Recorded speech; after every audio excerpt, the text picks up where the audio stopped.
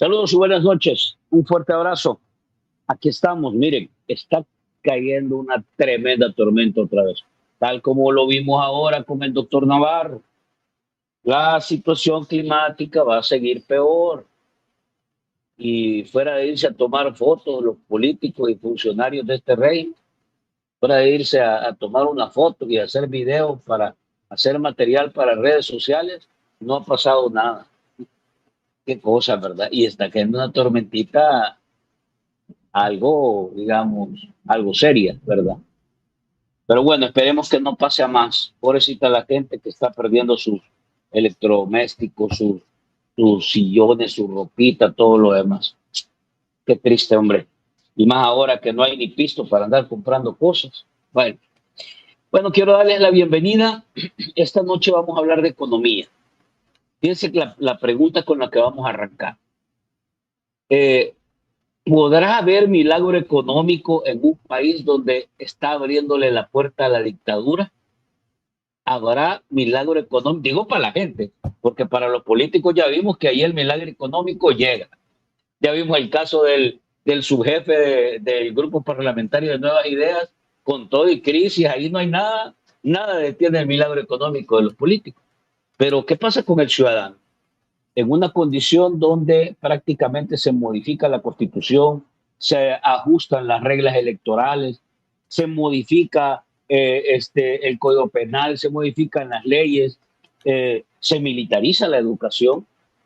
¿Habrá milagro económico? ¿Tenemos posibilidades de crecer? ¿Somos atractivos? ¿Somos competitivos en relación al resto de países de la región centroamericana? ¿Es suficiente tener plataformas con muchos likes para poder traer economía, ingresos y empleo, sobre todo a nuestro país? De eso vamos a hablar ahora.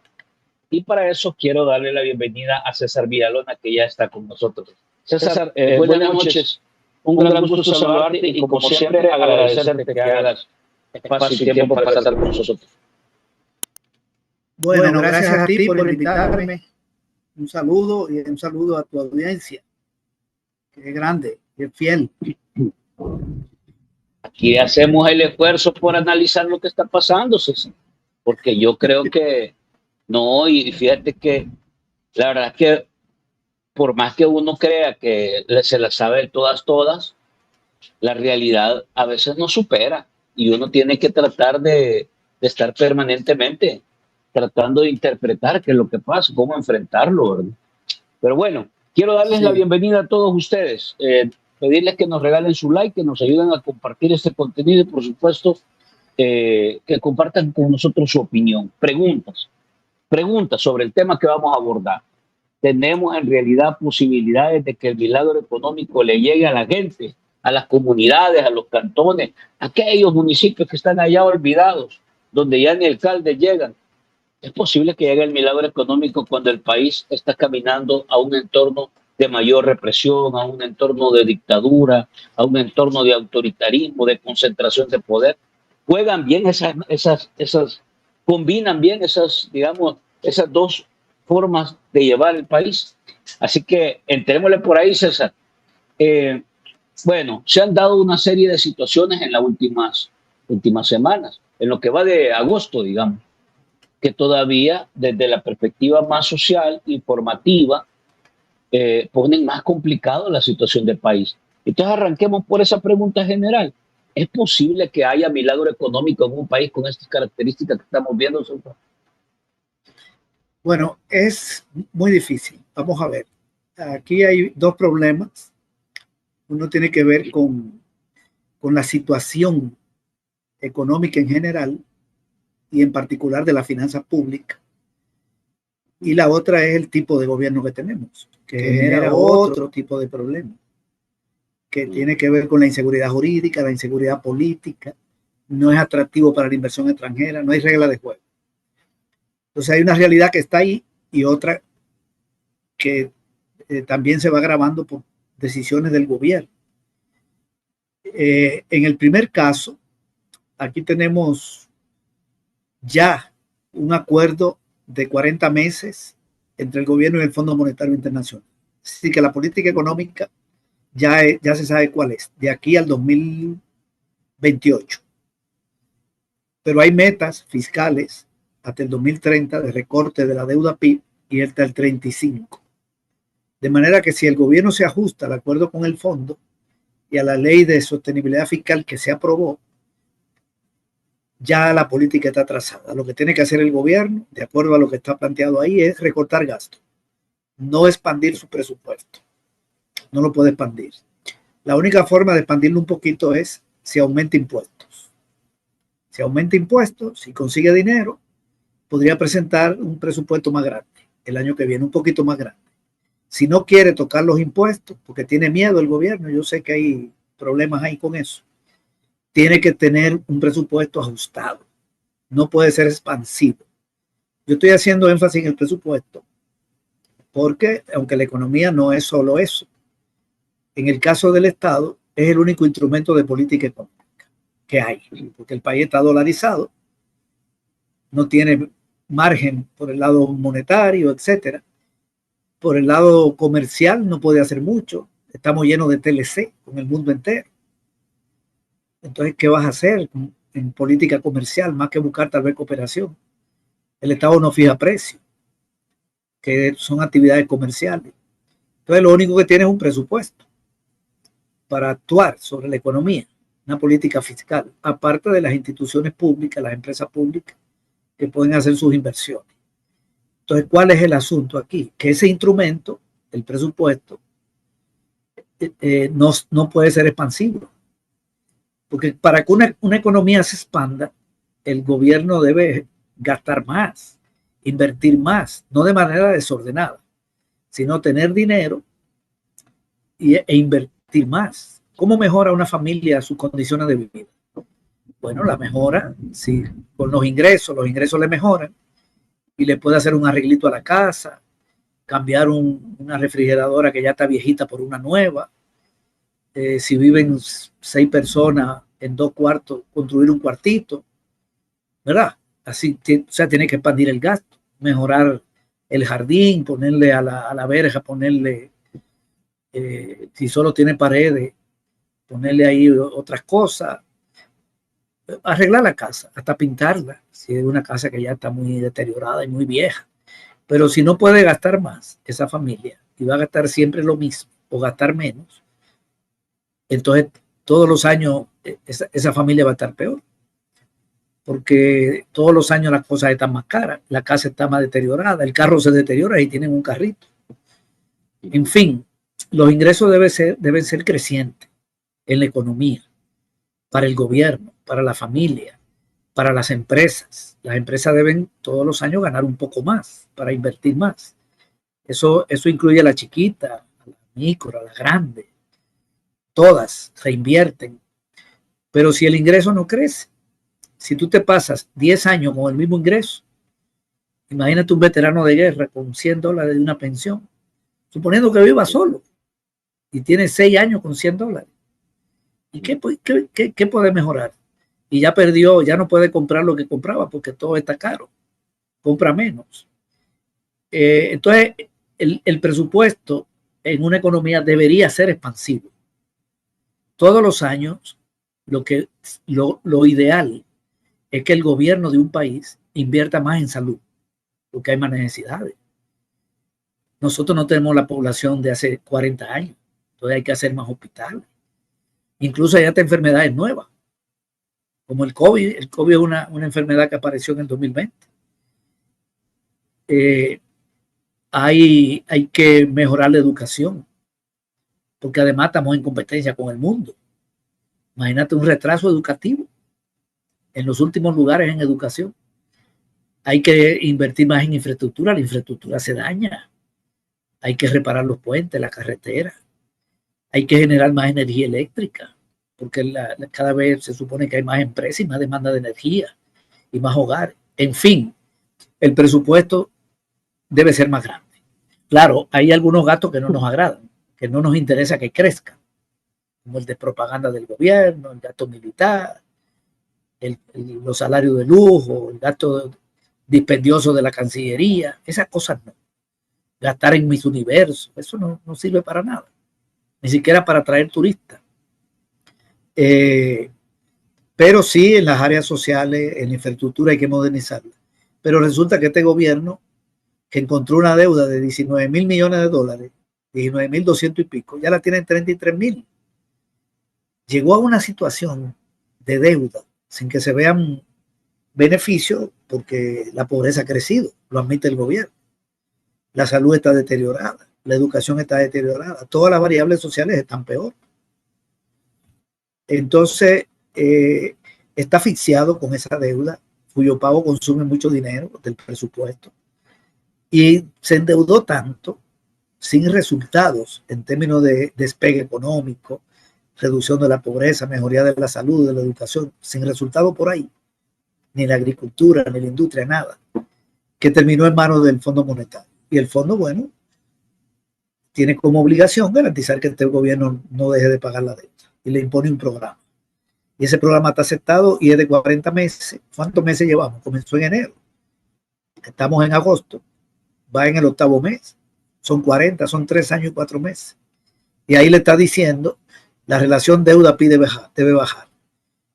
El Producto Interno Bruto es el valor de la producción de toda la economía en un año, todo lo que se produce en un año, que aquí anda por los 35.000 millones de dólares. Y la deuda del gobierno está en 33.000, es decir, casi igual que toda la producción nacional. El PIB ahorita podría andar un poquito más alto porque la economía siempre crece un poco. Estoy dando el dato de 2024. Este año debe haber crecido un poquito. Pero la deuda sigue creciendo. Entonces, yo no veo ante ese endeudamiento excesivo, sin resultado en crecimiento económico, sin resultado en variables sociales, que lo que hizo usted fue terminar en un programa de recorte. Han cerrado 72 escuelas este año, han cerrado 50 equipos comunitarios de salud este año, cerraron 12 oficinas departamentales del ISDEMU este año. Siguen despidiendo gente en escuelas. Tenemos información de docentes. Acaban de probar hoy la ministra de Educación, no recuerdo el nombre, ella es capitana del ejército, acaba de aprobar que los directores de escuela tienen que garantizar que los niños lleguen en orden, una serie de medidas que no son de los directores, sino de los subdirectores. Muchas de esas cosas ya se hacen. En la escuela siempre ha habido un orden, pero le tiran la pelota al director. Y hay 5.000 directores de escuela, porque en el país hay 5.200 escuelas. ¿Qué es lo que quieren? Comenzar a despedir directores, diciendo que no cumplen con este mandato. Vienen más despidos. Entonces no va a mejorar la educación del país. En fin, entonces tenemos este problema de un presupuesto contrañido que no va a contribuir a distribuir el ingreso ni a mejorar nada. Por otro lado, la inversión extranjera no llega. La inversión extranjera es necesaria, igual que la inversión privada nacional y que la inversión pública. Es tan importante la inversión que hace una microempresa, una pequeña, una mediana, una grande, como la que hace el Ministerio de Obras Públicas, en carretera, o la que hace la CEL en una inversión en energía, etcétera, como la que hace un empresario extranjero que viene al país. Claro, ojalá que venga a invertir en cosas que el país necesite. Que si es para una ciudad Bitcoin, no. O si es para comprar una empresa que ya existe, es pasar de un dueño a otro. Ajá. Me decía, no te estoy escuchando. Perdón. Te quiero preguntar sobre este tema de inversión extranjera. Aquí hemos visto una serie de aprobaciones que se han hecho en la Asamblea Legislativa por órdenes de Casa Presidencial. Exención de impuestos a inversiones de 2.000 millones, exención de impuestos a a salvadoreños que vengan de Estados Unidos o que sean parte de la diáspora y regresen. Entonces, aquí el tema de exención de impuestos ha sido como la apuesta agresiva. Fuera de eso, bueno, facilidades para otorgar permisos sin haber cumplido reglamentos o todos los protocolos que lo hemos estado viendo. De hecho, por eso de alguna manera las inundaciones, nos decía ahora el doctor Navarro. Pero vamos a ver, ¿hay alguna estrategia de atracción de inversión, sobre todo en esta condición donde abrir la puerta de la reelección indefinida, modificar las reglas del juego, cambiar otra vez las reglas electorales, poner una militar en educación. Entonces, esta es la fuente más importante. Atraer inversión es una de las fuentes más importantes. No, aquí no hay política de atracción de inversión. Ya me voy a referir a la ley que has mencionado, que le quita impuestos a las inversiones de más de 2.000 millones de dólares. Lo voy a tocar. No hay política porque para que la inversión extranjera fluya hay que hacer dos cosas. Lo primero es tener una política de aumento de la demanda. Un empresario va a un país donde ve que la capacidad de consumo de la población aumenta, donde está creciendo la demanda interna, donde está creciendo el medio circulante, el dinero que circula en la economía. Y aquí de Centroamérica es el país donde menos crece el circulante, en gran medida porque estamos dolarizados y el Banco Central no puede emitir dinero, a diferencia de los otros países donde el Banco Central le inyecta dinero a la economía bajo la forma de prestamista de última instancia, como se dice. Es decir, si tú vives en Costa Rica y tú eres un empresario y le pides un préstamo a un banco, el banco te dice te doy la mitad y el Banco Central pone la otra mitad y sale el crédito. Tú montas tu empresa y genera empleo y genera producción de empresa.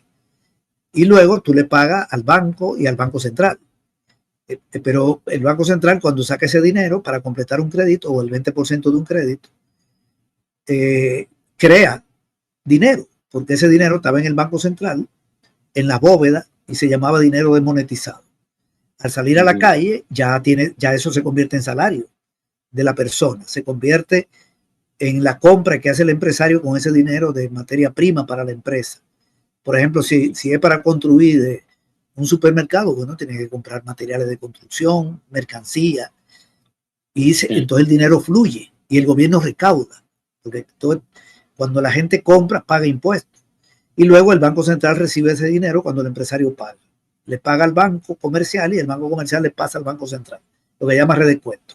Eso se puede en Costa Rica, se puede en cualquier país, con cierto control, porque si el Banco Central emite mucho dinero, también se puede crear un desorden de mucho dinero en la calle. Aquí no se puede porque estamos dolarizados. Pero lo otro es que tú puedes expandir el circulante si el presupuesto del gobierno crece. Un gobierno que aumenta su presupuesto expande la demanda interna, porque cuando aumenta la inversión, contrata empresarios privados. Estos expanden su negocio, generan empleo. El propio Estado genera empleo, se hace una carretera. Bueno, no cuando una carretera, puedo corregir aquí, porque no tiene empresa constructora. Pero, por ejemplo, si el Estado construye escuelas, tiene que contratar maestros, ¿verdad? Entonces genera empleo. Si construye más hospitales, contrata más gente. O sea, es un generador de demanda. Entonces aquí está la primera restricción en la dolarización y la segunda es que el gobierno no gasta. Está recortando el presupuesto. No se expande. Está en crisis el presupuesto del Estado al extremo de que cayó en manos del fondo, que le exige recortar gastos. Ningún país de Centroamérica tiene ese problema. Y el segundo problema, o sea, lo segundo que hay que resolver para atraer inversión extranjera es tener un país con reglas de juego claras. Tiene que haber estabilidad política, estabilidad jurídica. El Salvador no tiene una mano de obra que no tenga capacidad productiva. Es más productiva que la de Honduras, que la de Nicaragua, un poco más que la de Honduras, más o menos igual que la de Guatemala. Costa Rica es más productivo. La infraestructura que se le dejó a este gobierno era buena. En los gobiernos del frente se hicieron más de 700 kilómetros de carretera, paso a desniveles, puentes, se repararon más de 700 cárcavas, mejoró la infraestructura, incluso en los gobiernos anteriores. La infraestructura no ha sido mala. O sea que por ahí no ha habido problema. No ha habido problema por el lado de la productividad.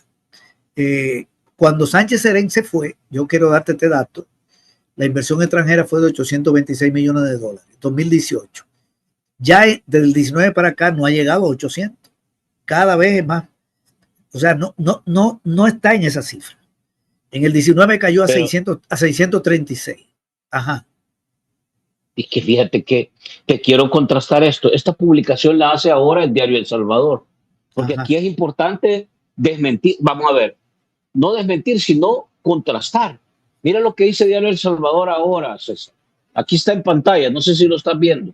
Dice, Sí. OPAMS libera 3.405 millones de inversión privada en poco más de un año, dice.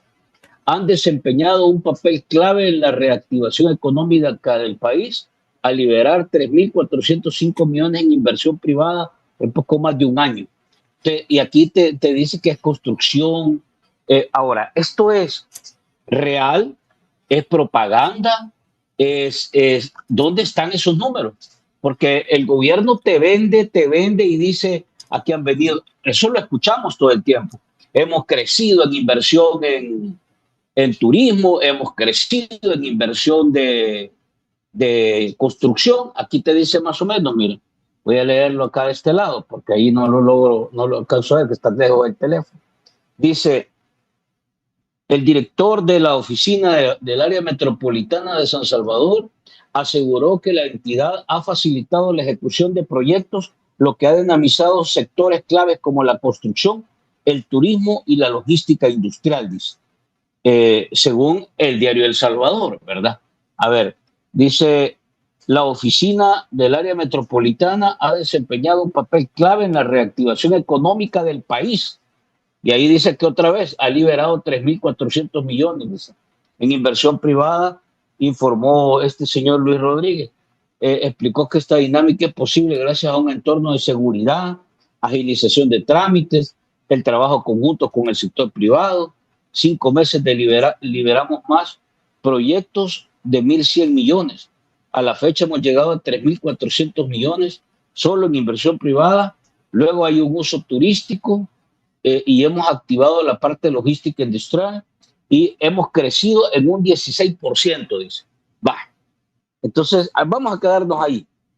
La pregunta es, ¿esto es real? ¿No es real? ¿De qué está hablando? Ok, vamos a hacer lo siguiente. Voy a terminar la parte de la extranjera y pasamos a esta información, porque ahí está hablando de inversión nacional y está mezclando la pública con la privada. En el caso de la extranjera, aquí se llegó a 826 millones en el 18. El dato que estoy dando del Banco Central y de la CEPAL. En el 19 cayó a 636. En el 20, 24 millones. Pero digamos, el 20 es un año de COVID. Sí. En el 21, 386. 386 no es ni la mitad de los 826 del 18. Sí. Ok, 386. En el 22, 171 millones, la inversión extranjera. En el 23, 760. Se recuperó, pero no llegó a los 826. Y está hablando, 826 es más alto en términos absolutos, pero en términos relativos es todavía más alto, porque era con un PIB más chiquito. Y el año pasado 640, menos que en el 23. Es decir, está lejos de los 800, lejos de los 800. Ok, esto es el gobierno de Bukele, la extranjera. Pero voy a aprovechar para darte otro dato. Con respecto a Centroamérica, el año pasado entraron 10.293 millones de inversión extranjera en Centroamérica. 10.293.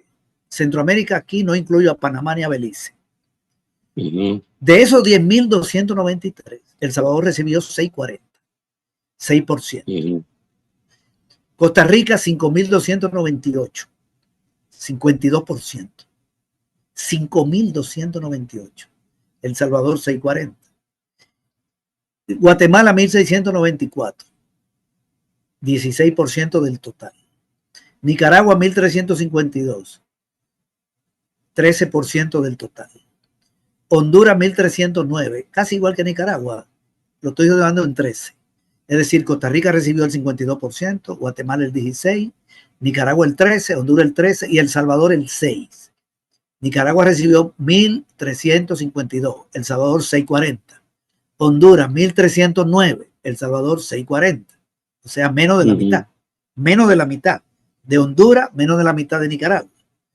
Y mucho menos que Guatemala y mucho menos que Costa Rica. Ok. El Salvador es el último desde hace mucho tiempo. Pero cada vez la distancia con el resto es más grande. Porque cuando recibió 800 y pico, fue el último en el 18, porque ya venía siendo el último del 2006. Pero cuando recibió 800 y pico, ese año Costa Rica recibió 3.000 y pico, el otro 1.000 y pico. Eso andaba casi en el 15%. Era el último, pero era como el 15%. Hoy es el último y es el 6%.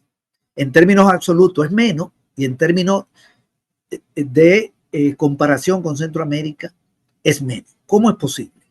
Si aquí se supone que no hay delincuencia, según el gobierno, si aquí este es un paraíso, si aquí la ciudad Bitcoin, si aquí lo otro, si aquí lo otro, el país más seguro del hemisferio occidental, si el turismo va viento en popa, ¿qué sucede? ¿Por qué Nicaragua tiene esta inversión y Honduras? Estoy hablando de los vecinos, ya no me voy a meter con Panamá y otros países. De manera que la inversión extranjera es un fracaso y no va a venir con la ley que aprobaron. Si quieres, retomo lo de la ley más adelante y voy a decir por qué. No va a venir, no va a venir. Hay problemas jurídicos y hay otro problema. En un país donde el presidente se religió violando la Constitución, un empresario lo piensa para ir a ese país. Donde se decide quién es el fiscal, no desde la Asamblea, sino desde el Ejecutivo, y se destituye legalmente en la Sala de lo Constitucional, no hay seguridad. Donde una ministra es una militar, eso es lo que da miedo, porque eso, no sé, cómo lo ve un embajador, el embajador de Francia aquí, y cómo lo ve el embajador de México, cómo ve este asunto. Entonces, es muy complicado, porque hay un ejecutivo que decide lo que quiere.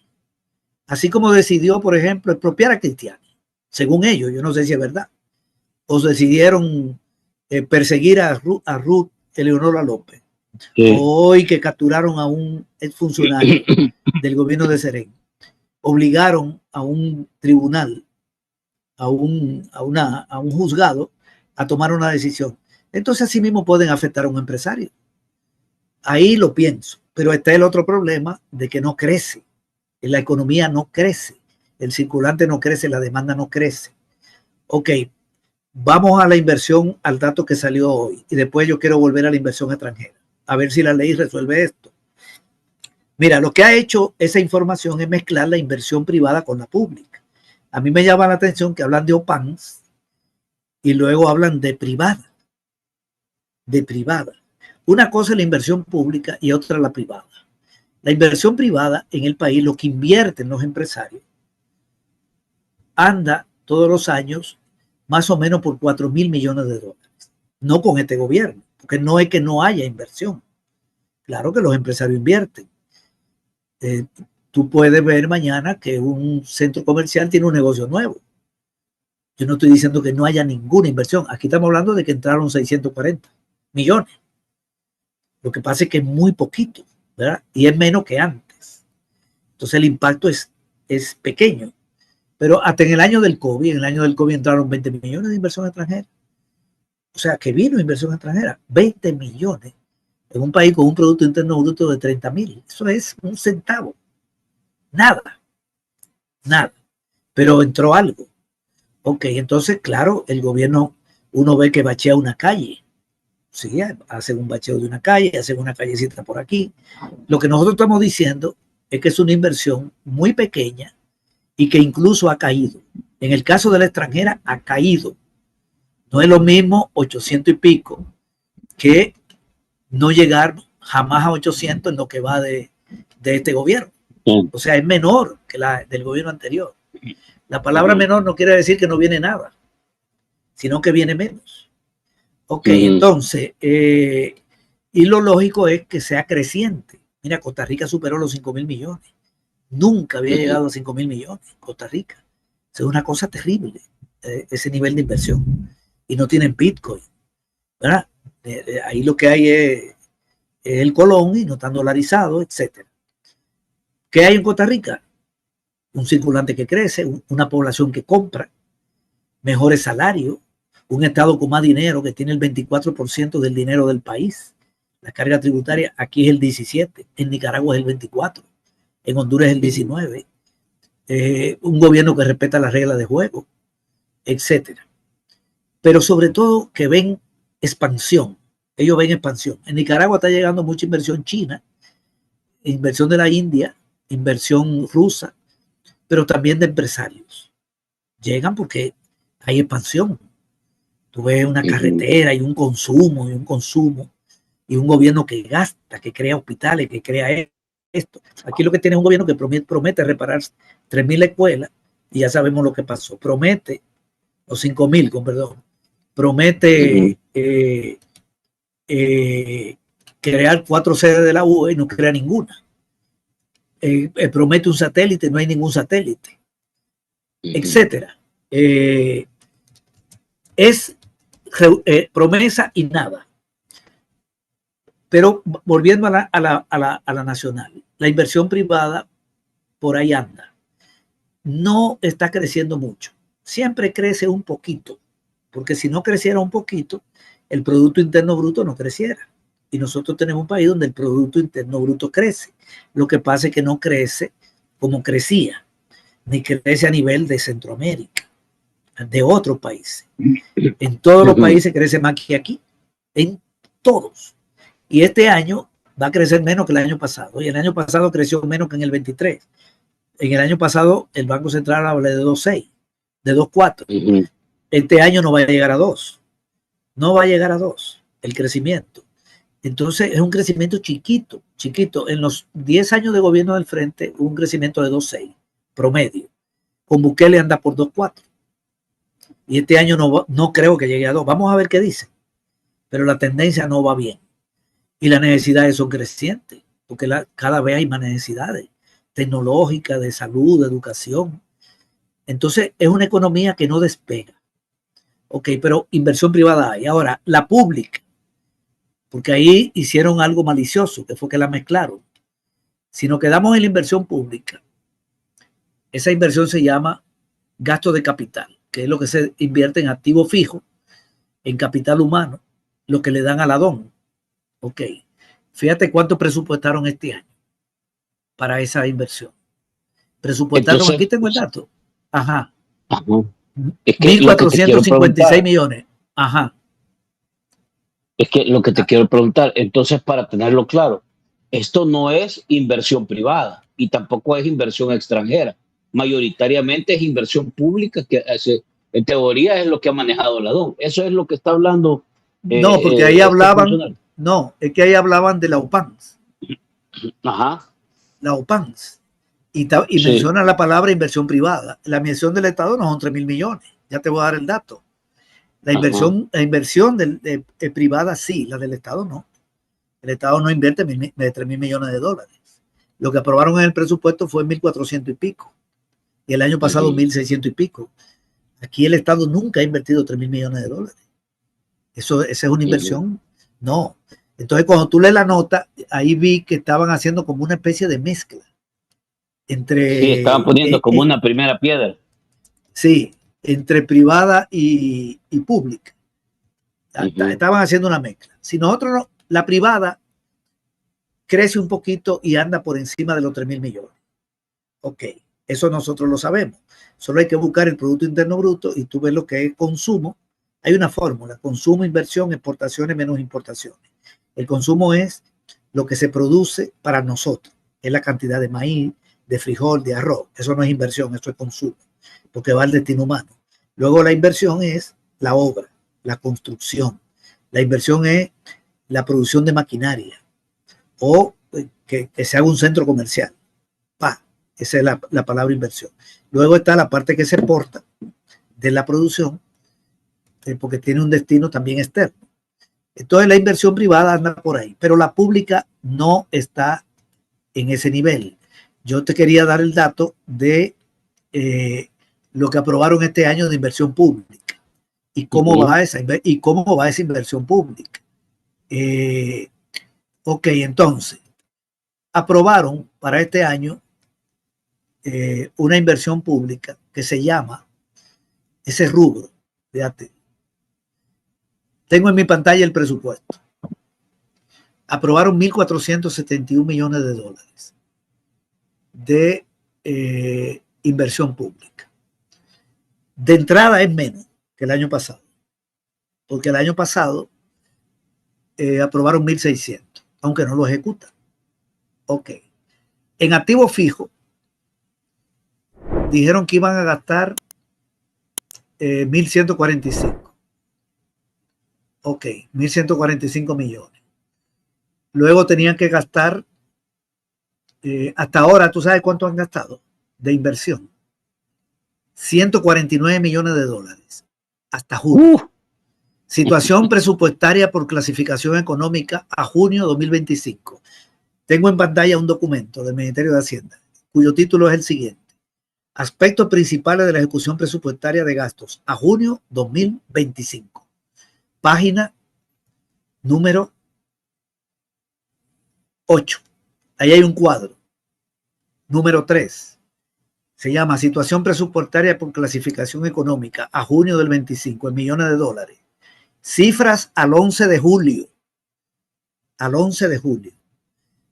O sea que ya tienen 6 meses y 11 días.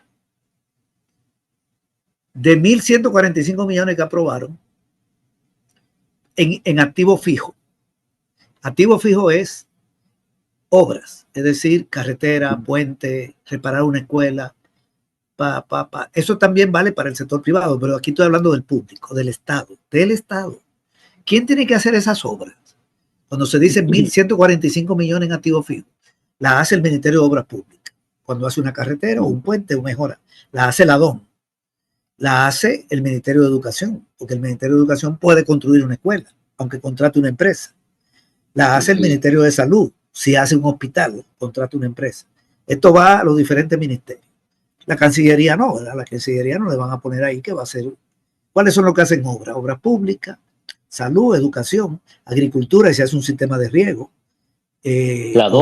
o una borda, la DON, la CEL, etcétera. Ok, entonces, pero digamos, aquí tenemos 1.145.9. ¿Cuánto han gastado? 149. Eso es el 11%. En la mitad del año, aquí está, 11.5. De acuerdo a cómo va esto, van a gastar el 22. Digamos que sea igual, que no cambie, que ni mejore ni empeore, sino que sea igual. Aprobaron 1.145 y habrán ejecutado alrededor de 300. Eso es lo que hay, 300. A la DON le aprobaron, solo a la DON le aprobaron más de 400 millones de dólares.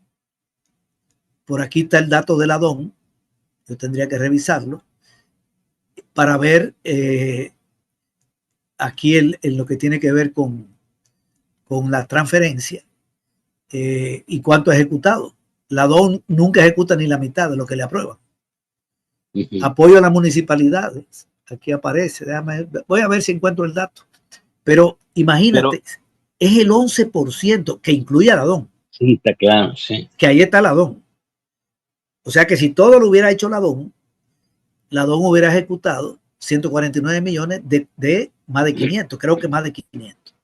Y no es solo la DON, porque aquí entra obra pública, aquí entra el Fovial, etc. Es un desastre. ¿De qué es que me están hablando?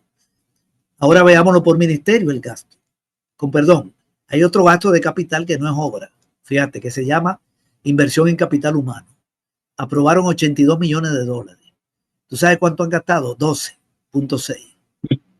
13%. Sí, no es por ahí. ¿Tú sabes cuál es ese? En capital humano. Cuando tú agarras, por ejemplo, cuando voy a poner un ejemplo, un economista que trabaja en el Ministerio de Economía, y le dicen, te vas a ir a España a hacer un doctorado, 2 años, y tú sigues siendo empleado público. Entonces es inversión para mejorar la calidad humana de los empleados, la calidad profesional de los empleados y las empleadas públicas. 82 millones. No queremos que sea más productivo. Médicos que van a ir a hacer maestría, enfermeras, doctores, etcétera. Bueno, aprueban 82 millones y han ejecutado 12 en 6 meses. Van a llegar a 24. Aquí está lo de la DON. A la DON le aprobaron, yo me equivoqué, 827. y la DON ha ejecutado 314. No va bien. 314 no ha llegado, no está en la mitad. Ni a la mitad. Ok, entonces,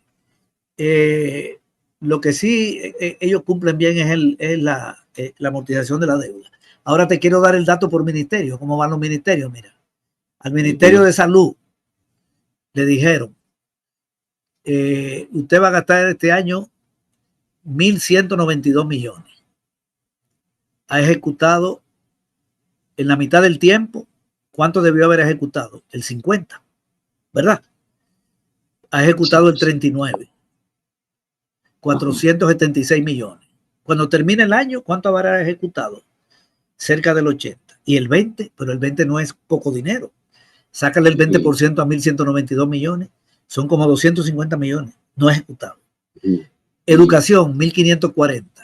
Han ejecutado el 43. Debieron ejecutar el 50. Voy a ir a turismo, que están hablando de turismo. A turismo le aprobaron 41 millones y medio. Ha ejecutado 15, 38%. ¿Qué pasa ahí? No están ejecutando en turismo. Medio ambiente, el 46%. Agricultura, que viene con un recorte, ha ejecutado el 24% en 6 meses. En 6 meses y 8 días o 10 días. Vivienda, 21% ha ejecutado. Ramo de desarrollo local, 22%. Es un desastre. ¿Dónde que han ejecutado bien? Te voy a decir dónde han ejecutado bien. Defensa Nacional. En 6 meses ha ejecutado el 50.6. Exacto. Exacto. Ejecución excelente. Mitad del tiempo, mitad del dinero gastado. No le puede pedir más eficiencia. Revisa, César, porque el otro que tiene niveles de ejecución extraordinario es Capres, porque ahí está la propaganda, y a Capres le han dado refuerzos. Sí, la presidencia de la República le aprobaron 139 millones, luego lo subieron a 140. Este dato no incluye lo que le acaban de subir ahora, que creo que anda por los 15, 16 millones. 140, ha ejecutado el 53%, se sobregiró. Se sobregiró, gastó más en 6 meses. Bueno, aunque hay 10 días ahí.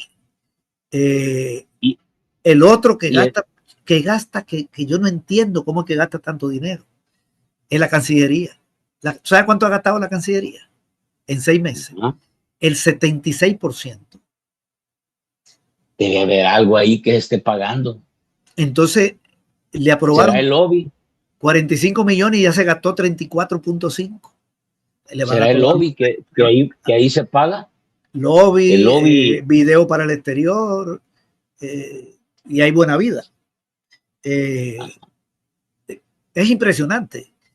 El de defensa no ayuda al desarrollo, creo yo, y el de la Cancillería menos. Hay otro, el de gobernación, 42%, justicia y seguridad, 45%, educación, 43%. Es decir, no han ejecutado en educación. No han ejecutado, debieron haber ejecutado 866 y ejecutaron 665. Eso quiere decir que no ejecutaron 201 millones. Esto es impresionante. En general, así, en total, César, ya tomando en cuenta todo, ¿cuánto es lo que ha logrado ejecutar? Ya de manera general. Del presupuesto, el presupuesto en su ejecución lleva un 48%. ¿Por qué? Porque en estos hay retraso, pero resulta que se sobregiraron en la presidencia de la República, se sobregiraron en la Cancillería. Cancillería y presidente. En el pago de la deuda hay una ejecución muy buena, 50%. O sea, ahí no fallan. La Procuraduría, 50%. La de Defensa de los Derechos Humanos, 47%. El Tribunal Supremo Electoral, 40 y pico. Tribunal de Ética, o sea, ahí va más o menos bien. Y con perdón, en el pago de la deuda, que es obligaciones, transferencia y deuda. Obligaciones son, por ejemplo, que el gobierno tiene que tener un dinerito que le da al Fondo Monetario Internacional allá, porque tiene una cuota allá tiene obligaciones en el exterior. Y el pago de la deuda, se han gastado el 65% en 6 meses. Es decir, están pagando antes de tiempo.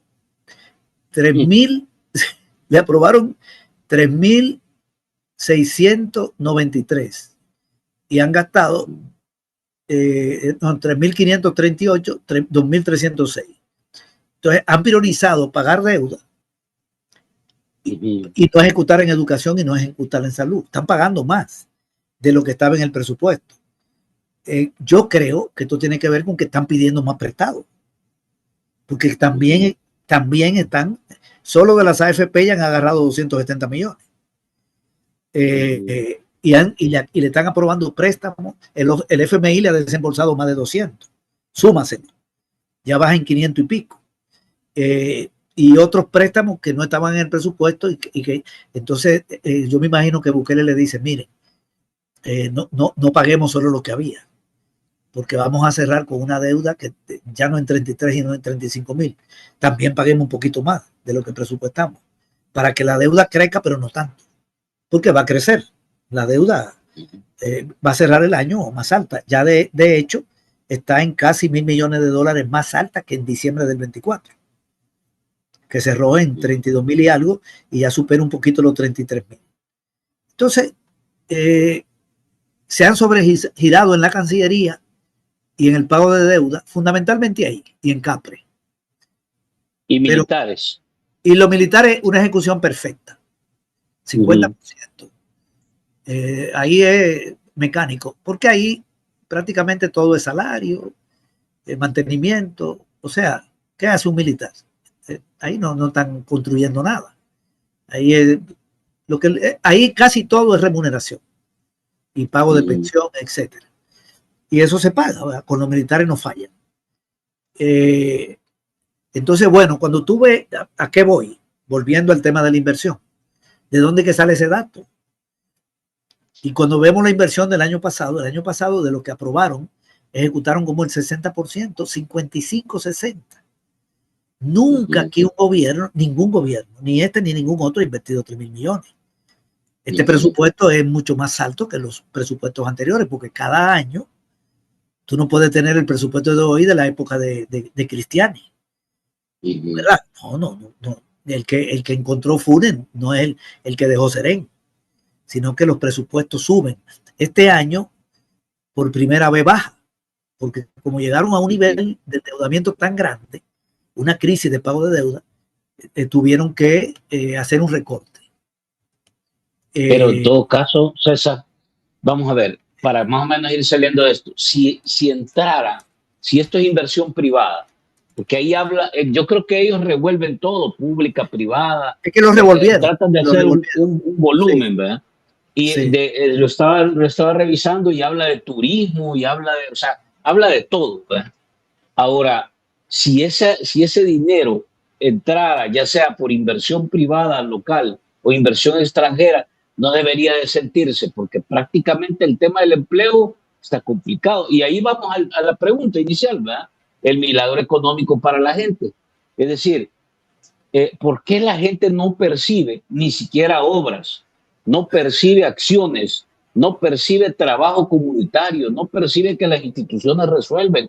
Y ya en su plano más personal, todo caro, el salario no alcanza, hay una ola de desempleo muy fuerte. Entonces, ¿por qué no se perciben señales distintas?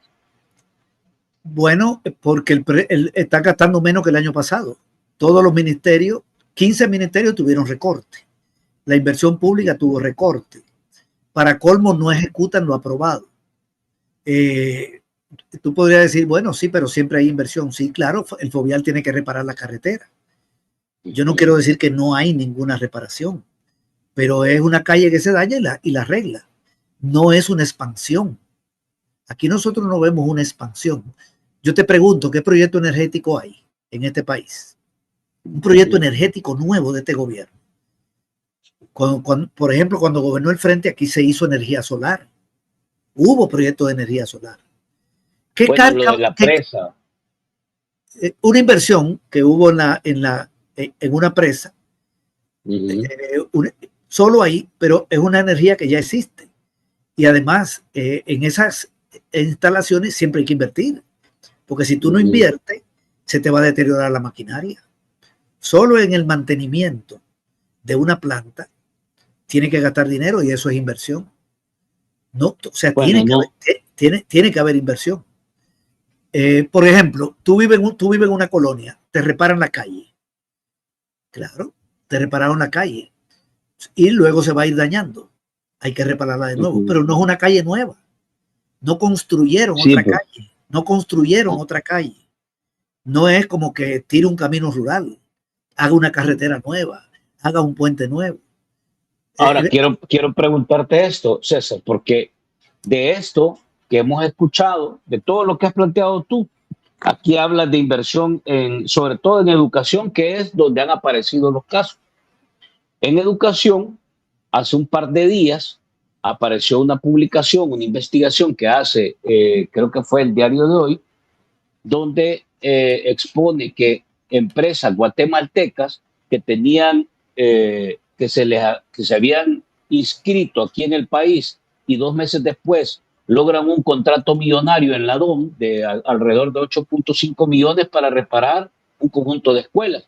Resulta que las escuelas no las terminaron, en donde más hicieron el trabajo, creo que andaba por el 10% de la obra, las empresas quebraron, se fueron, dejaron la obra sin terminar y nadie responde. Entonces, esto también puede estar sucediendo, porque después lo hemos visto también en carreteras. Aparece otra nota publicada que expresa exactamente lo mismo. Y luego nos hablan, por ejemplo, de escuelas en Morazán, donde ahí hay empresa mexicana, dicen. Entonces, el hecho es que no solo se está invirtiendo poco, sino que la inversión no se está traduciendo a una obra completa, sino que en el camino termina en una serie de irregularidades, vacíos, y el dinero no termina transparentándose, la obra no llega, no. Eso es un poco lo que está pasando. Bueno, eso es correcto. Yo estuve viendo esa noticia, no sabía lo de la otra, pero sí lo de las escuelas que mencionaste. Eso ya es una tragedia, porque contrata una empresa, comienza una obra, no la termina, queda como inversión, ¿eh? O sea, si eran 20 millones, invirtieron 4, el gobierno puede decir, este año invertimos 4 millones. Sí, porque lo invirtieron, pero no terminó la obra. Entonces, eso es un derroche. Ahí hay un problema, derroche, estafa y, para no meterme en problemas, voy a hablar de indicio de corrupción. Hay que utilizar siempre esa palabra, me han dicho los abogados, para no tener problemas. Los abogados amigos míos, de indicio, ¿verdad? Porque ¿cómo es esto de que no la terminó, pero no hay un juicio? Yo hasta donde sé no hay un juicio, no hay nadie preso. Pero bien, eso es peor, porque eso ya entonces es botar el dinero, ¿verdad? Pero eso sucede. Ok, entonces mira, el tema de la inversión lo que quiere decir es que es muy chiquita, no es importante, no crece de manera importante, aprueban un presupuesto, ejecutan otro. Y este año es de los años donde va peor. Yo recuerdo el año pasado que no ejecutaron, no llegaron a 60. En los gobiernos de Arena, yo recuerdo que se ejecutaba un 65% de la inversión aprobada. En lo del FMLN, yo recuerdo que se llegó a superar el 70%. Voy a desempolvar esos datos. Yo me acuerdo que esa información salía, porque nunca se ejecuta un 100%, porque hay problemas de trámite, puede haber un préstamo de por medio, que se trabó el desembolso, porque algunas de esas obras se hacen también con préstamos, ¿verdad? El gobierno aprueba un presupuesto, una parte viene de los ingresos que recauda por los tributos y otra parte puede ser un préstamo, por ejemplo, el de 170 millones. Una parte la pone el gobierno, luego para hacer los rosales. Por cierto, ese préstamo no sé qué se hizo. Yo no sé si tú tienes información, pero yo no he visto ni el Rosales, ni el de Apopa, ni he visto los 35 ecos que se iban a hacer, ni todos los equipamientos de los hospitales. Yo no tengo ni idea. Ya fueron 6 años, porque ese préstamo se aprobó en el 18. Y estamos en el 25 y yo no he visto el Rosales. O sea, y no hemos visto un montón de obras, o sea, no hemos visto, francamente no se ven. Las promesas se hacen, pero las obras no llegan. César, así dame es. unos minutos, te leo comentarios y luego Sí, vamos un poco para que nos describas amenazas, que todavía la condición que tenemos, pero hay amenazas, ¿verdad? Hay amenazas que pudieran analizarse. Voy a leerte comentarios que han llegado. Vamos a ver. Dice, les ruego, les ordeno en nombre de Dios, cese la represión, señor Romero. Un día más en este esfuerzo, un día más que puedes mostrar tu apoyo dejando tu like. Excelente. Gracias, Michi. Bendecida noche. Saludos. Vamos a ver. Diputados avalan otro préstamo, 150 millones del BID para programa educativo, dice. Increíble, tanto dinero, tantos millones, no sabe dónde se hace, dónde se va ese dinero. Fran, buenas noches, gracias por su análisis. Gracias, like. Ahí estamos, gracias. Me encanta escuchar al economista César Villalona, dice muchas gracias. Los empresarios extranjeros que Nayib Bukele eligió en el 2016 como socios de la alcaldía de San Salvador para gestionar la administración de los mercados municipales, hipotecaron los mercados. Bueno, y esa es otra parte, César, porque ahora el gobierno está recibiendo fondos ya de las alcaldías para pagar a Andrés, y ahora va a quitarles la administración de los mercados, van a recibir el dinero de ellos, y ahora va, básicamente los están terminando de saquear a la alcaldía de la capital en un banco de Guatemala para obtener un préstamo de 55 millones. Dice, el departamento de San Salvador concentra el 69% de la cartera de préstamos, según la superintendencia. A ver, sigamos. El único milagro económico es el de Bukele y su plan familiar. Lo que faltaba, empeñaron los mercados también, correcto. Buenas noches, Fran y César, muy buenas noches. Pese a que el reglamento de la ley de compras públicas dice que la información de un proyecto estratégico debe publicarse en Comprasal y que el acuerdo con el Fondo Monetario Internacional también lo exige, la transparencia no se da. El registro de compras del gobierno no ofrece esa información, correcto. Todo es secretismo. No se visualiza a corto plazo condiciones para un milagro económico. Ahí te van dejando los comentarios, César. ¿Cuál milagro? Dice. Toda la inversión va para Guatemala y no a El Salvador. Estados Unidos respalda a Guatemala en megaproyectos de metro y red ferroviaria de carga. A nosotros nos manda presos. Ya se acabó el agro, no hay nada que hacer ahí. Bueno, no sé si César tiene alguna señal sobre el agro, ya no se oye nada de agro. Arreglando la educación, cañón de militarización. Dice, saludos, buenas noches, excelente invitado, gracias. Correcto, dice, la prioridad tiene que ser salud, educación y agricultura e infraestructura. La inversión ha sido para el clan Bukele y la gran deuda para el pueblo. Pregúntele a César qué opina del elevado porcentaje del índice de precio al productor y de una posible devaluación del dólar el otro mes. Buenas noches, saludos a todos, excelente invitado. Buenas noches, César, dice. El Salvador arrastra mayores rezagos en ODS, hambre, salud, bienestar, según la ONU. El país tiene el segundo porcentaje de cumplimiento de los ODS de Centroamérica, un 68.44% puntos. Pero cuando hace la carretera con presos, no beneficia la economía. Esa es otra cosa. Y esos presupuestos, cuando utilizan mano de obra de presos, ¿cómo juega eso en los presupuestos, César? Saludos y buenas noches, dice. Saludos, bienvenido. Bienvenidos, ahí estamos, Gianfranco, vamos a ver. Desde Nicaragua nos saludan, un saludo para todos. Increíble, millones, millones y obras nada. Y hay solo para sus oligarcas, qué triste. Bueno, yo quiero que César nos hable un ratito, aunque sea, de por qué está tan callada la oligarquía, el sector privado, por qué no dice nada, viendo todo lo que está pasando. No puede ser que Nayib sea tan estúpido. Ahí hay mano peluda, dice, en todo eso que está pasando. Vaya, César, te dejo estos comentarios, te agrego lo del el grupo económico callado, increíble. No hay FUSADES, no hay ANEP, no hay nadie. Todos están felices, pese a todo lo que está pasando. Y luego ahí todo lo que hemos hablado de corrupción y otras cosas. Bueno, ya dejo. Ok, mira, había una pregunta sobre la dolarización, que no la entendí muy bien, perdón, sobre la devaluación, no recuerdo. Sí que que puede devaluarse el dólar el otro año, dice. Pregunta César qué opina del elevado porcentaje del índice de precio al productor y de una posible devaluación del dólar el otro mes. Ok, vamos a ver sobre esta pregunta. Yo tengo pendiente todavía una parte de la inversión extranjera. Por la ley que aprobaron. La mano de obra de preso, bueno, si hacen una obra y no pagan, lo que contratan en preso, ahí no aparece gasto de remuneración.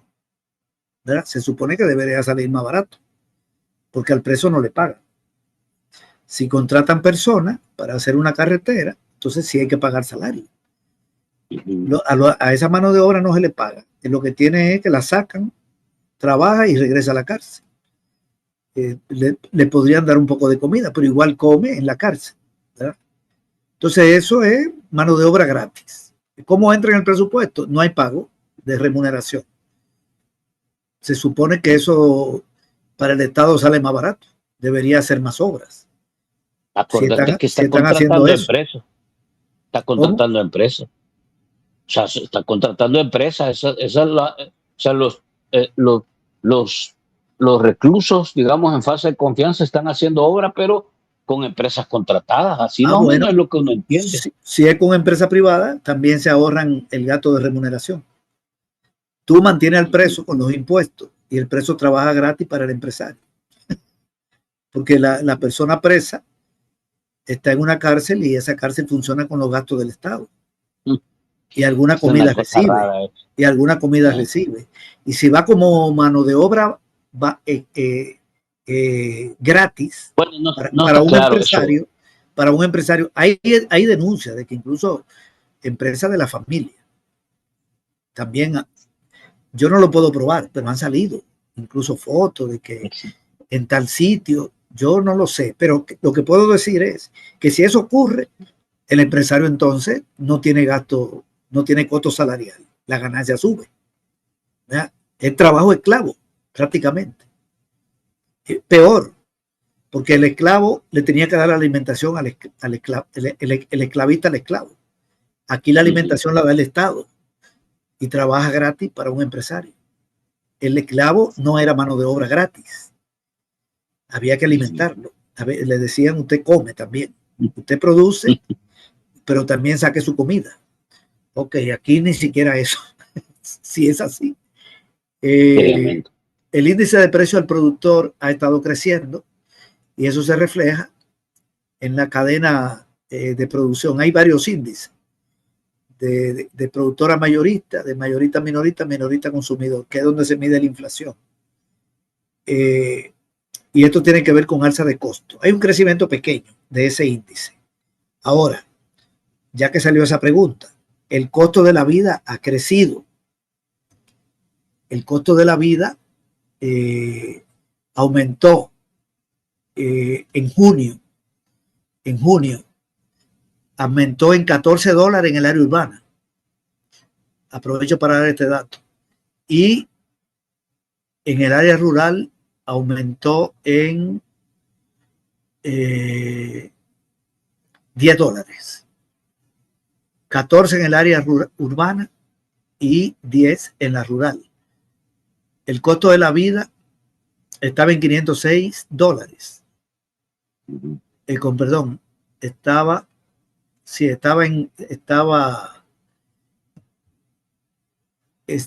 en 492 y ya está en 506. Y en el área rural subió en $10 de 160 a 170. De $160 a 170.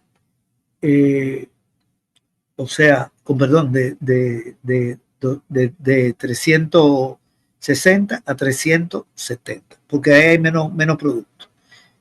Anotemos eso porque $14 afecta a la gente. A un rico no le dice nada, pero a la gente que tiene salario mínimo, salario bajo, y estoy comparando junio con mayo. ¿Está bien? Es lo que pasó entre mayo y junio. No hay datos de julio. Se han encarecido los alimentos. Y el costo de la vida, que es la canasta básica multiplicada por 2.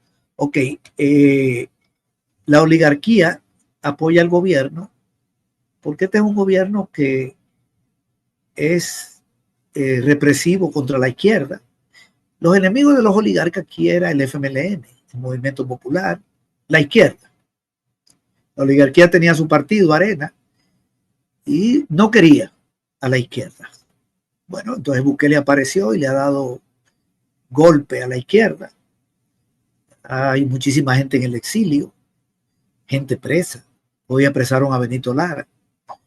Hay 500 sindicatos que no le dan legalidad. Hay dirigentes populares presos. Gente que no son pro gobierno. Gente progresista y gente de izquierda. La oligarquía creo que eso le agrada. A mí me parece que los oligarcas están felices con que Benito esté preso. Porque el partido de los oligarcas era Arena. Ellos son de derecha. Y si Bukele golpea al frente, golpea a otras expresiones, digamos, del movimiento popular, entonces para ellos bien. Ellos en la guerra no derrotaron al frente.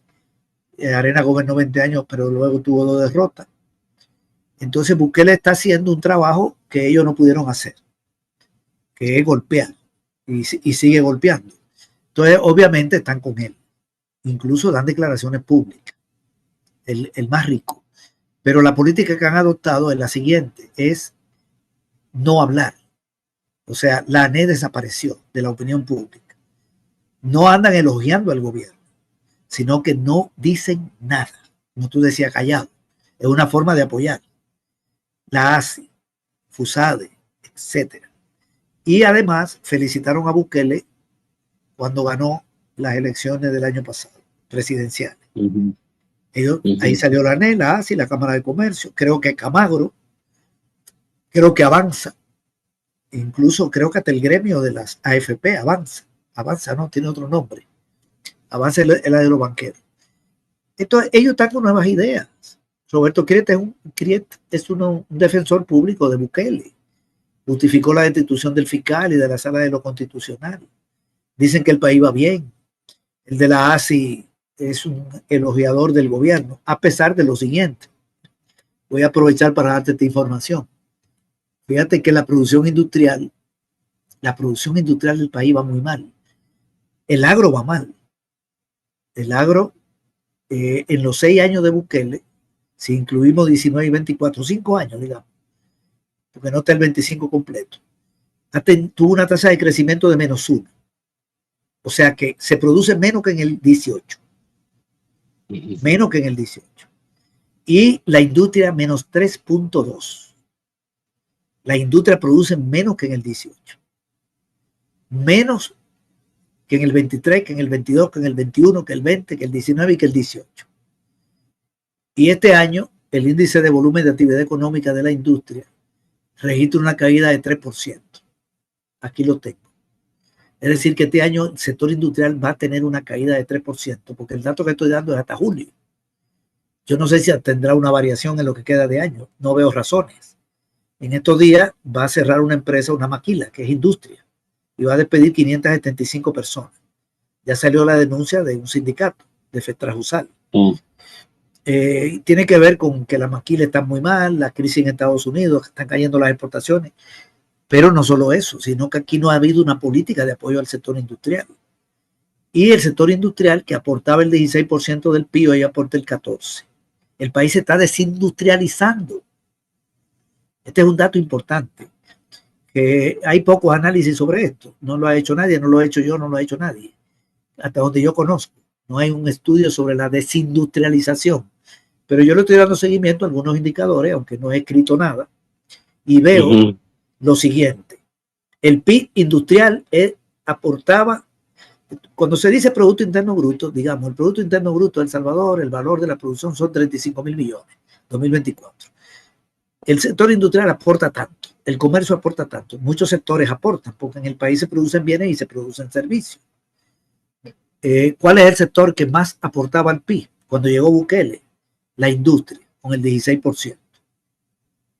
Ok, el segundo era el comercio con el 14. Y así venía otro. Construcción 7, el sistema financiero 7, la agricultura 5.1, y tú sigues para abajo, así. Y los servicios son muchísimos, muchísimos servicios, y llegas al 100. Cuando suma todos los servicios, obviamente superan la industria. La industria 16, el agro es el 5, llegabas a 20, a 21, construcción 7, 28, el resto es servicio. Pero individualmente, la industria tenía más peso que todos los servicios individuales, no juntos. Ya si suma electricidad, telecomunicación, banca, ya eso es el 60% del PIB. Pero individualmente hoy la industria, que ha caído 3.2, está aportando el 14. Eso se llama desindustrialización. Y la agricultura también ha tenido una tasa de crecimiento negativa, pero además aportaba el 5.1 y hoy aporta el 4.4.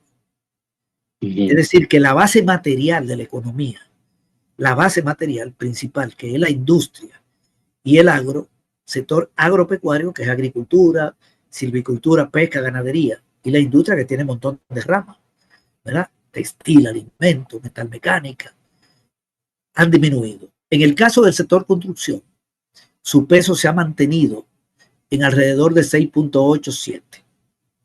No hay un desplome, pero no gana terreno en el PIB. No gana terreno. Lo que ha ganado terreno en el PIB es el sistema financiero. Es todo lo que tiene que ver con cuestiones incluso especulativas. Como por ejemplo, actividades financieras, actividades inmobiliarias. Ok, ¿sabes lo que ha perdido peso también? Las actividades profesionales, científicas y técnicas. Así se llaman. Registra una caída de menos 8.8, como va este año con respecto al año pasado. Ese sector cada vez está peor, es decir, que la base, la capacidad, digamos, científica del país, profesional y científica y técnica, que así se llama, se está desplomando. Y se está desplomando la industria y el agro. Por eso, además, el PIB no crece mucho, porque si el sector principal, que era la industria, cae, aunque crezcan otros, tú no ves una expansión. Incluso información y comunicaciones. Te voy a decir cómo va. El índice estaba en 137 hasta junio, y está en 126, es una caída de 8%. Este año llevamos una caída de 8% en el sector de información y comunicaciones. Es interesante. Ok, entonces, y la actividad de administración pública está estancada. El índice estaba en 122 y sigue en 122. Ok, entonces, ¿por qué puse esto? Déjame ver, porque tú me preguntaste sobre el agro, ¿verdad? Entonces aproveché y metí lo de la industria. El agro va mal. Por cierto, está cayendo la exportación de azúcar. No sé las razones, pero está cayendo la de azúcar, que es un rubro importante, que se computa como industrial. El agro no tiene mucha exportación, solo el café lo que registra. En el caso de la devaluación del dólar, sí, en caso de la devaluación, el azúcar la están poniendo ahora como industria, como exportación industrial, porque ya es procesada. La caña es agrícola, pero ya el azúcar es de procesamiento. Es una, digamos, agroindustrial. El dólar aquí el dólar no se puede devaluar aquí en El Salvador. No se puede devaluar porque no tiene un referente, ¿verdad? El dólar se puede devaluar con respecto al euro, con respecto a otras monedas. Entonces, sí se está dando ese fenómeno un poco en Europa, pero eso fundamentalmente en Europa. Es decir, que un europeo compra un dólar más barato. Eso compra un dólar más barato. O sea que si da un euro, le dan más dólares de lo que le daban. Eso le permite al europeo comprar más en Estados Unidos y Estados Unidos vender más en Europa. Y Estados Unidos está jodiendo a Europa. Hoy salió la información de que las exportaciones de Europa a Estados Unidos cayeron 10%. 10%. Y aunque tienes déficit con Europa, Estados Unidos, se mantiene el déficit, compra más que lo que vende, pero se ha reducido el déficit, porque Trump le puso impuestos a ellos. Y los importadores están comprando el dólar un poquito devaluado. Bien, pero eso es un problema, digamos, que trasciende a nosotros aquí, a El Salvador. Sí, ahora trasciende, pero si el dólar tiene problemas, nosotros tenemos problemas. Eso es sí, y sobre todo si tiene problemas Estados Unidos. Claro. Si Estados Unidos César, vamos a ver. Ajá. Para hacer un cierre concluyente con todo lo que hemos visto, a partir de lo que hablábamos al inicio, las condiciones que tenemos en el país permiten en realidad pensar que en los próximos meses, por lo menos este año, porque el otro año ya es preelectoral, César. Entonces, o sea, más allá de que va a haber fraude y todo lo demás, el año es preelectoral. ¿Tiene perspectivas el país y sobre todo la población? Hablemos ya de la gente. ¿Ya? ¿Tiene perspectivas de que pueda haber alguna luz al fondo del túnel en materia económica a la familia salvadoreña en lo que queda del 25 y lo que viene del 26? No, no hay salida. Y esto es lo que explica. No hay salida porque el presupuesto ya está amarrado. El gobierno no puede hacer mayor cosa con el presupuesto porque está amarrado por el Fondo Monetario. Segundo, porque su deuda es enorme y cada vez destina más dinero a pagar la deuda. El año que viene el pago de la deuda va a ser más alto que este, porque la deuda sigue creciendo. Tiene que comenzar a pagar el préstamo del FMI, lo que le haya dado el FMI, por ejemplo. Y estos préstamos ya comienzan a pagar intereses. En el 27 viene el pago de pensión. Esto es terrible. Este es el año más duro de la economía en el periodo de Bukele. Viene una reforma de pensión que va a subir la edad de jubilación y el tiempo de cotización. Se están jubilando un poco más de 3,000 personas al año y el gobierno lo que quiere es detener esas jubilaciones, que se jubile menos gente para que las AFP paguen menos pensión y quitarle presión a las AFP porque ellos tienen una deuda enorme con las AFP que sigue creciendo. ¿Sí? Y el fondo le exigió una reforma. La tenía que presentar en julio y hacerla pública. Le pidieron una prórroga, la van a presentar en septiembre y tiene que ser aprobada en febrero. Esa reforma va a ser contra la población que cotiza, no va a ser contra las AFP, no van a afectar las comisiones, sino subir los requisitos para la jubilación, la variable paramétrica. No creo que aumenten la aportación patronal, podrían aumentar la salarial, pero no la patronal. De manera que quien está cotizando que se prepare, que no le va a ir bien. Y si un hombre tiene 57 años, 58 y cree que se va a jubilar, yo lo dudo. Le van a meter a 65 o a 63 o 64. Y una mujer a 50 y pico. 55 lo van a subir. O suben el periodo de cotización los años que están en 25. Por ahí van a actuar. O lo mezclan o una sola. Ok, pero no va a ser bueno. Este año cierra con bajo crecimiento. El año que viene no va a ser mejor porque las finanzas públicas van a estar más complicadas porque la deuda sigue creciendo. Y el gobierno tiene que ir reduciendo la relación deuda-PIB. Puede ser que el gobierno ponga impuestos el año que viene. Puede ser que el fondo le diga, miren, ya no da con el recorte de gasto. Ha recortado un montón, pero sigue el déficit. Y la deuda sigue creciendo. Pero es año electoral, no creo yo. Es y el 27, pero entonces esto es lo que explica que Bukele haya dicho, voy a ser candidato en el 27. Las alcaldías no le van a resolver a nadie. Las alcaldías están quebradas. Le están quitando la administración de los parques. Le quitaron lo del Adón. Le quitaron el FODE. Y la Adón no ejecuta bien. Las alcaldías están en una situación mala. La opinión de la gente sobre la alcaldía es mala. La opinión de la gente sobre la Asamblea Legislativa es mala. El 63% de la población, según la UCA, no cree en partidos. Bien, ahí están nuevas ideas. 63% no creen nuevas ideas. Digamos, porque es parte de los partidos. Ese es el escenario que está viendo Bukele. Entonces, él dice, bueno, yo tengo prestigio.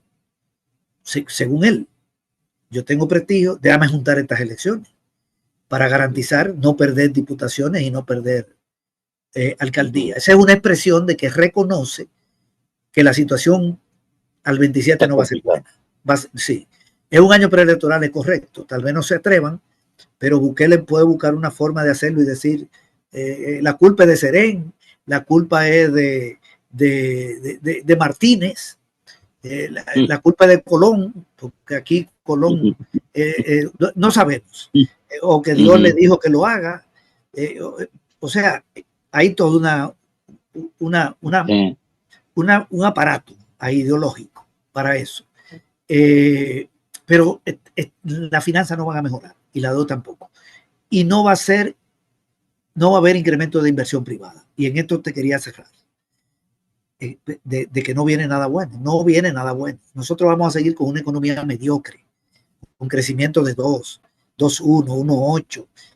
El último en inversión extranjera, el último en crecimiento económico. Además, súmale el entorno internacional, que no es bueno.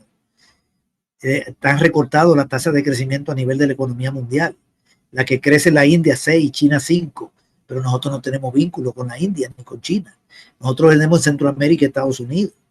La inversión extranjera que viene de Estados Unidos, de España, los países europeos están estancados. España es de los poquitos que crece. Es decir, hay un entorno internacional que no es bueno. Están despidiendo inmigrantes. En Estados Unidos la economía tiende a una recesión. Entonces puede haber problemas por el lado de remesa más adelante, no este año, porque no van a quitar el TPS a El Salvador para afectar a Bukele.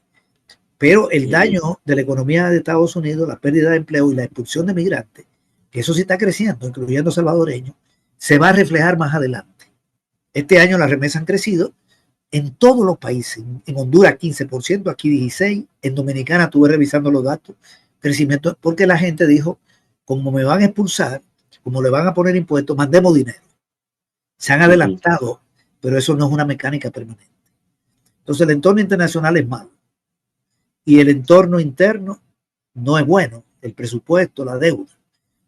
De manera que aquí no va a haber mejoría económica. Bukele lo sabe y la gente va a pedir rendición de cuentas. Puede ser que el 27 sea un año complicado políticamente. Y él, ¿qué se está agenciando? Se está garantizando ser él, juntarlo con los diputados, trasladarle él el prestigio que él dice en las encuestas que tiene. Pero eso es una expresión de un reconocimiento de un problema, ¿verdad? Porque si él tuviera una visión de que las alcaldías van a hacer obras, de que aquí va a haber un crecimiento económico, mucha inversión, una economía boyante, no se ve con miedo de hacer las elecciones presidenciales en el 27. Porque mira, Franklin, en este país todo el mundo tiene miedo, o casi todo el mundo, no digamos todo el mundo, pero casi todo el mundo. Y el miedo es un instinto natural, no es cobardía. Una persona le puede tener miedo a vivir en una casa que se puede derrumbar, o en un lugar donde la puedan asaltar, o le puede tener miedo al gobierno, porque está reprimiendo. O sea, usted le tiene miedo a un peligro que ve, le agarra miedo. Aquí tiene miedo el pueblo. El pueblo le tiene miedo al gobierno. Aquí hay régimen de excepción. Aquí capturan a cualquiera. Hay persecución política. Hay persecución a defensores y defensoras de derechos humanos. Gente que defiende los derechos humanos. El delito es de defender derechos humanos. Están presos, se van al exilio. Periodistas en el exilio. Políticos, exfuncionarios, dirigentes políticos en el exilio. Dirigentes populares, jóvenes que están saliendo del país. Están metiendo presos jóvenes. Ahora ponen una ministra para meter miedo en las escuelas y también para ir y tirarse fotos y venderse como simpática, para que los jóvenes crean que los militares son buena gente. Va a tener un doble error. Su entrada es miedo y luego la simpatía. Ellos mezclan las cosas. Están militarizando las escuelas. Hay miedo de los docentes. Hoy lo acaban de amenazar con un documento. Hay miedo de despido.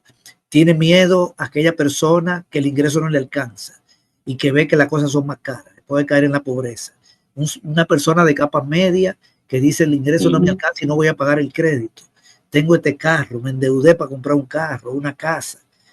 Todo eso es miedo. No es solo la represión, los asesinatos. Aquí se vive con miedo, pero también tiene miedo el gobierno. El gobierno tiene miedo. El gobierno le tiene miedo al pueblo. Si no le tuviera miedo al pueblo, no tuviera el régimen de excepción. No tuviera una política represiva. porque una clase social gobierna a través de los mecanismos ideológicos, perfectamente. ¿El gobierno de Canadá le tiene miedo al pueblo? No, en Canadá no hay un pueblo que tenga una actitud hostil hacia el gobierno. Podría decir, no me gusta este gobierno y voy a votar por otro partido, pero ahí no se va a generar una confrontación con el gobierno. El gobierno no tiene por qué reprimir al pueblo canadiense para que se someta a la obediencia, porque la gente respete el Estado de Derecho. Y si el gobierno no lo hace bien, van a poner otro, pero por la vía civilizada. Aquí, los que están gobernando creen que este pueblo en cualquier momento se harta. Y además hay lucha de calle. Hay lucha de calle pacífica, en el marco de la ley, movilización, protesta. Hay esperanza de mejoría. Bukele sabe que hay esperanza de mejoría. La gente escuchó que venía un aeropuerto, no hay aeropuerto, que venía un ferry, dio 3 vueltas y se fue, que venía un satélite, que venía una ciudad Bitcoin, que venía, ¿qué no se ha ofrecido? Metro subterráneo, reparar 3.000 escuelas, o sea, de todo. Inversión extranjera, que venía una inversión de Qatar de $1.000 millones, dijo en el 19, en diciembre, cuando fue a Qatar. Ni un centavo. Sí. Yo no sé si Qatar invirtió un centavo aquí. No, no. Entonces promesa.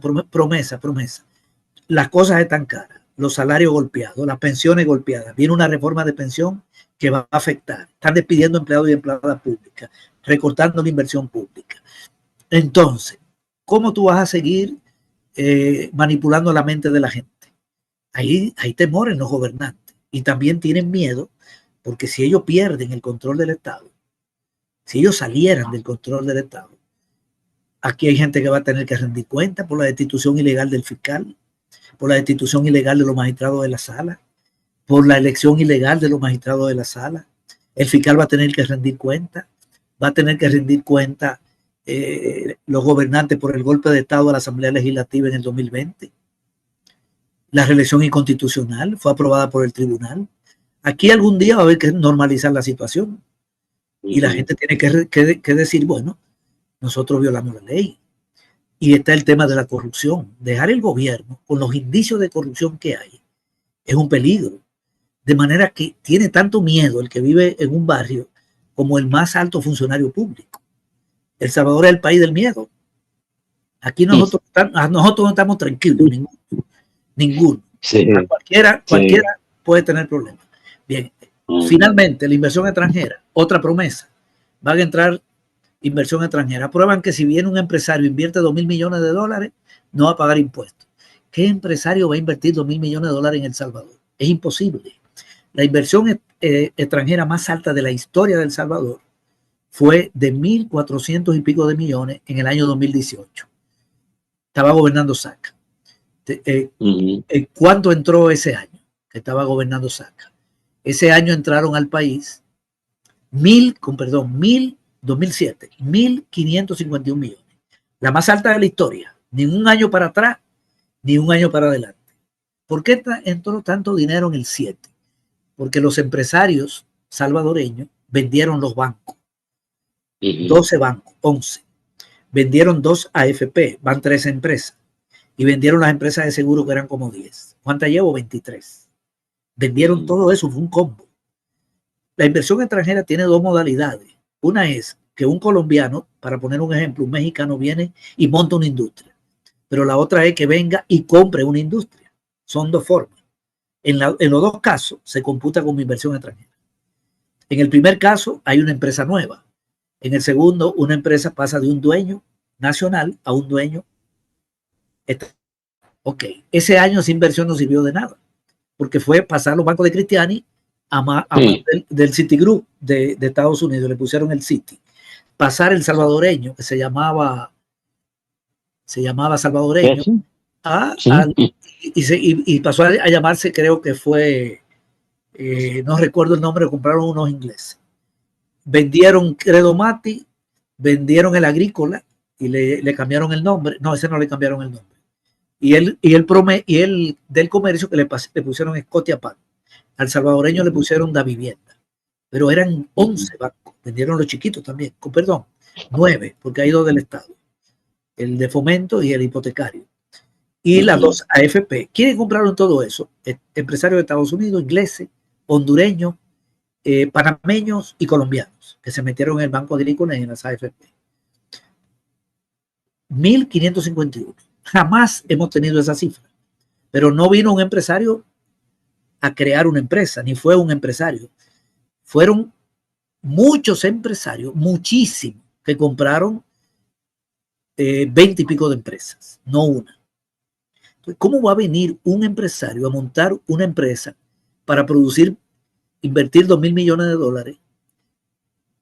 Lo que produzca no lo va a vender, va a generar una sobreproducción. La economía salvadoreña no tiene un tamaño para asimilar una inversión de 2.000 millones de una empresa que comience a producir algo nuevo.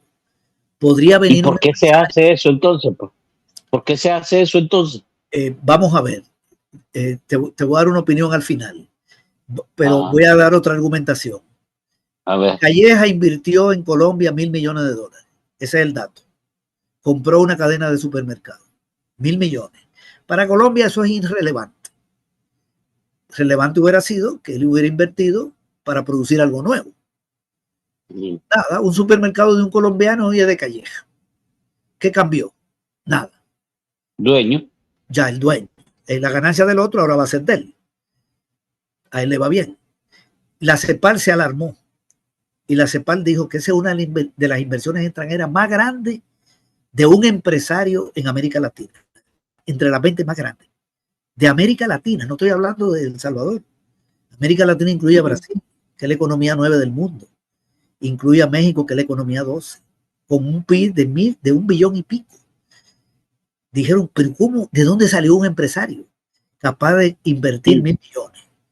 Y no fueron 2.000, fueron 1.000 en un pico, un PIB de más de 400.000 millones.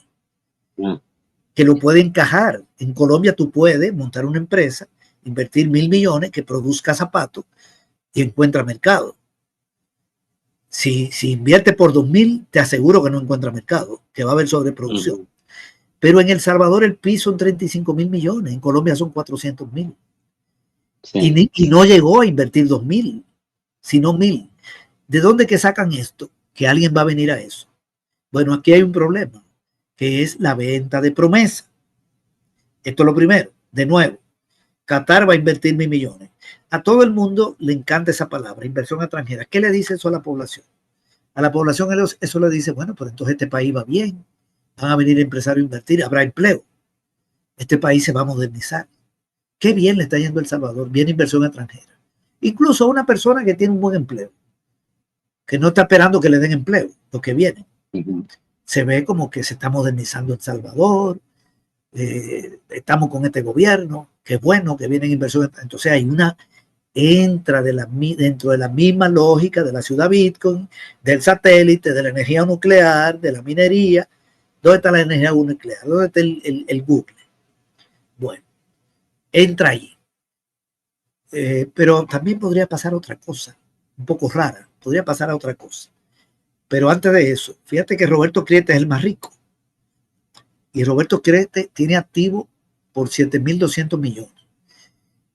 Y la inversión que tiene que hacer en el caso de que le compre una empresa a un empresario es por el valor del patrimonio.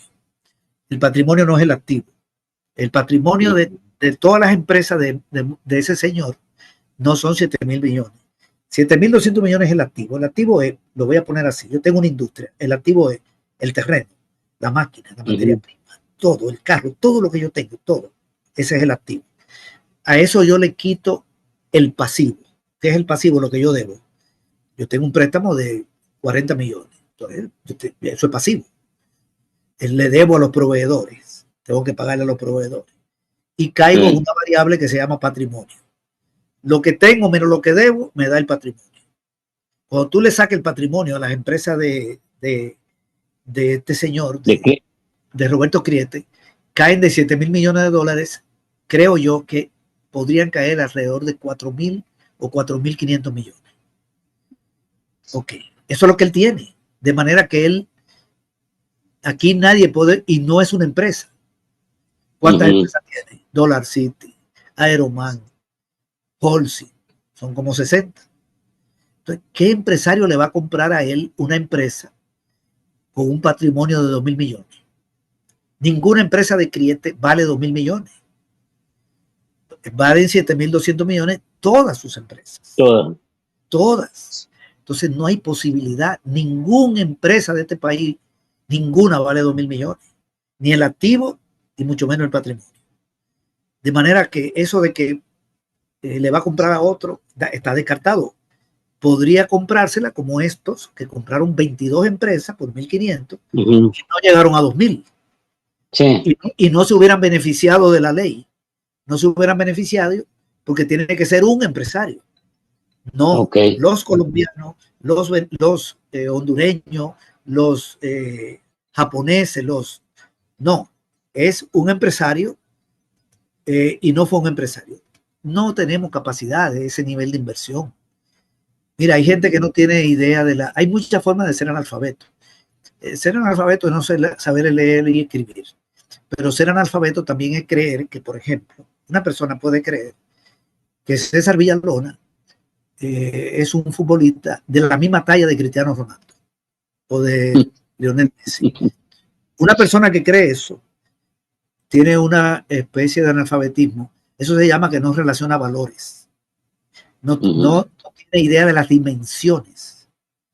De las dimensiones. Usted tiene que tener idea de la dimensión. Cuando usted habla de Colombia, usted habla de un país de un PIB de 400.000 millones. Usted no lo puede comparar con Belice. Yo no estoy discriminando a Belice, sino que usted tiene que tener idea de la dimensión. Estados Unidos lo que produce en un día, El Salvador lo produce en 600 años. Si tú divides el PIB de Estados Unidos entre El Salvador, te da 600. Entonces, tiene que tener dimensiones. En la vida hay que tener dimensiones. Entonces, nosotros tenemos un PIB de 35.000 millones de dólares. 2.000 millones de inversión en un país llamado Estados Unidos no hay dinero. No es nada. En El Salvador es imposible.